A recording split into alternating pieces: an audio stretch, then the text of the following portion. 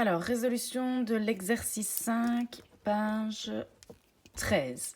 Donc, on vous demande de représenter le modèle de transfert d'énergie. Donc, on a ici affaire à un modèle avec les fameuses bulles.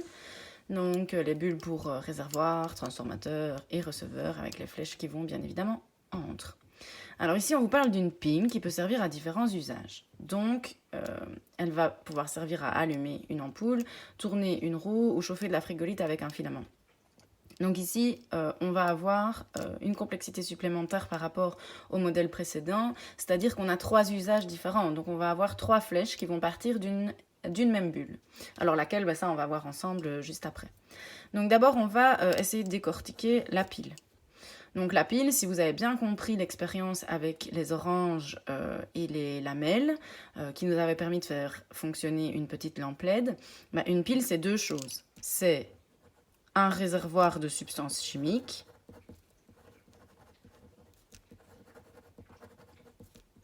donc comme le jus des oranges, ici on a du jus dans la pile, un mélange de substances chimiques, et des électrodes. Donc, les petites lamelles de zinc et de cuivre dans les oranges, et dans la pile, on a parfois du carbone, parfois de l'oxyde de manganèse, de magnésium. Enfin, ça, je vous avais déjà expliqué, ça dépend un peu des constructeurs de la pile. Hein. Donc, ici, on va avoir donc un réservoir d'énergie. Donc, toujours la bulle avec le E, contenant les substances chimiques.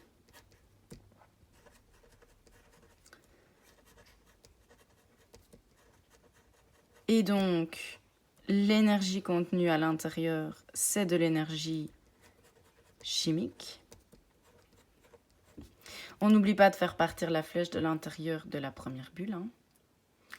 Le transformateur, ça va être les électrodes. Donc, je vais avoir ma bulle avec mes pointillés pour le transformateur. Et ça va être mes électrodes. Et mes électrodes vont permettre de faire quoi? De transformer cette énergie chimique en énergie électrique. Pour faire fonctionner un circuit électrique, c'est bien le but d'une pile. Alors, donc, je peux avoir trois situations ici. Donc, soit je vais allumer une ampoule avec cette électricité-là, soit je vais faire tourner une roue avec cette électricité-là, soit je vais faire chauffer un filament pour réussir à faire chauffer de la frigolite, à faire brûler de la frigolite. Donc, je vais avoir ici 3 flèches qui vont partir de mes électrodes parce que j'ai 3 possibilités, mais l'énergie est toujours la même. C'est toujours de l'énergie électrique.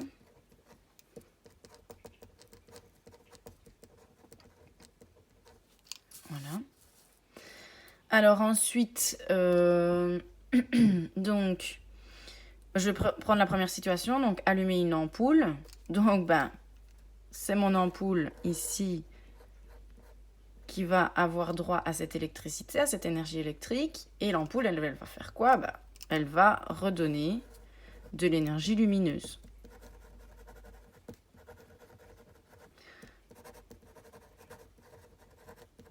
À qui va-t-elle donner cette énergie lumineuse? Ça, on en avait déjà discuté en classe. C'est l'air ambiant. C'est là où je suis en train d'allumer ma lampe que c'est utile. Donc, l'air qui est autour, l'espace ambiant qui est autour de cette ampoule-là.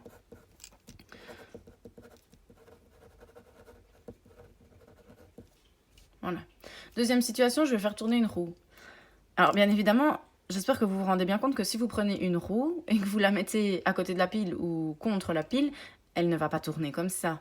Donc, il faut qu'il y ait un transformateur entre ma roue et ma pile. Alors, le seul transformateur qui permet de faire tourner une roue, c'est quand même un moteur. Donc, un petit moteur, comme par exemple on utilise en activité scientifique avec les élèves de 2CA. Comme ça, eux, ils visualisent bien. C'est vraiment des tout petits moteurs en miniature qu'on pouvait mettre dans les voitures pour faire tourner les roues, etc. Mais en miniature, quoi. Donc, le moteur, lui, va donner, pour faire tourner, on a affaire à un mouvement, donc de l'énergie mécanique. Et il va le donner à un receveur, donc qui est la roue. On veut faire tourner une roue. Alors, j'ai pas réexpliqué, mais on n'oublie pas que la flèche ici rentre à l'intérieur du receveur et que le receveur, lui, il a 2 ou 3 petites flèches comme ça qui montrent que l'énergie est en train de se disperser à l'intérieur et est utilisée par celui-là. Ensuite, donc on fait chauffer de la frigolite avec un filament. Donc, ici, on a le filament. Alors, si vous faites passer de l'électricité en fait dans un simple câble, et qu'il n'y a pas réellement de receveur, donc genre un moteur, une télévision, une ampoule ou quelque chose qui peut transformer l'énergie, cet élément va surchauffer. Et donc ici, le but, c'est de faire passer le filament à l'intérieur de la frigolite et de faire surchauffer le filament pour faire chauffer la frigolite. Donc ici, le filament, il va transformer l'énergie électrique en énergie thermique pour faire chauffer. Et pour faire chauffer quoi? Un receveur, qui dans ce cas-ci est la frigolite. Ça, si j'ai l'occasion, si vraiment vous ne comprenez pas ce passage-là, dites-le moi. J'irai à l'école chercher des petits filaments et je vous montrerai que si on fait passer de l'électricité à travers un fin filament, celui-ci brûle et s'enflamme. Ou alors, si je n'ai vraiment pas l'occasion d'aller à l'école, j'essaierai de vous trouver une vidéo sur Internet. Oui, en fait, je vais plutôt faire comme ça.